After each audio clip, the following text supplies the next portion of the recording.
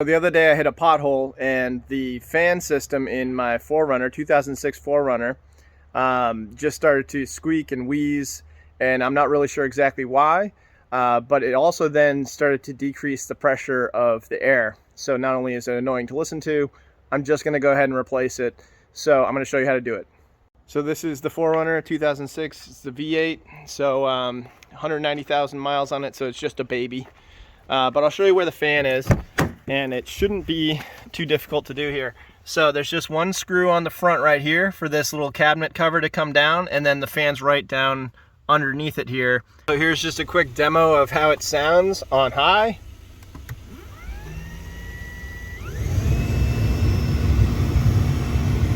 I'm sure you can hear that whining, grinding sound. So this is the new fan. This cost me about 40 bucks. There's, looks like 3 screws. There's the air port that's going to connect to the ducts, and then there's just one wire connection there. That should just be a pressure wire connection, so should be pretty easy to do. So first we got to take off this cover, and thankfully it's just one screw, and the whole cover is held on just by little pressure clips. So if you just pull down on it, it'll come right out. There you go. All right, so now that is out, and you can see the fan is right there. Okay, you can see that there's the wire connection there, and then there's 3 hex screws that you have to take off, and that should be just that simple. So let's take the wire off. Just a button on the back right, press down, pull down. There we go, wire is disconnected. Now I just need to take the 3 hex screws off. So it looks like it's a 5/16 bit, and so I've got a little extension on here, and we'll start taking out these hex screws. Shouldn't take too long to get all of them out. And the one in the back is going to be kind of tricky, but I think I'll be able to get to it. I got all the screws out, and that back one was very tricky. I had to take the rug down a little bit in order to get to it. I'm not sure exactly how this is going to come out. Oh, well, came right out. So that was not as hard as I thought it was going to be to get out. So that's good news. All right, here's the old one. Who knows what was wrong with it. Hopefully when I put the new one in, there's not going to be an issue, but you never know. Here's what it looks like with everything off. And you can see the little port. It's really hard to get at, but you can see that little port in the middle, top middle. That is where the air is going to connect. And then this is maybe what was the issue actually.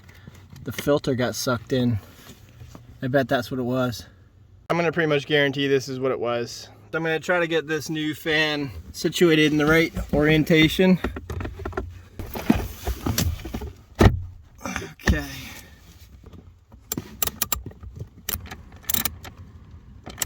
Alright, that one's tight. And then the back one is really hard. You got to get the rug out of the way and then back underneath it.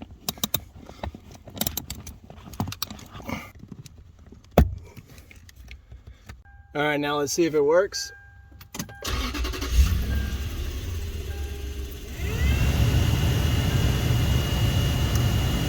Well, it's working all right, but there's still a little bit of a hum. It's definitely a lot less severe though, I will say that. Also, I did take off the plugs to the panel, so I'm gonna plug these back in now. All right, plug these 3 back in real easy. Gonna push these pressure clips back up and then put the last screw in. All right, so when you're putting these pressure clips back in, there's a notch on the left, and then there's a little notch in the way back. Put those in first and then push the 3 up top in last, and it'll clip right into place and hold itself for the screw. So pretty easy, and so now you know how to replace the interior fan.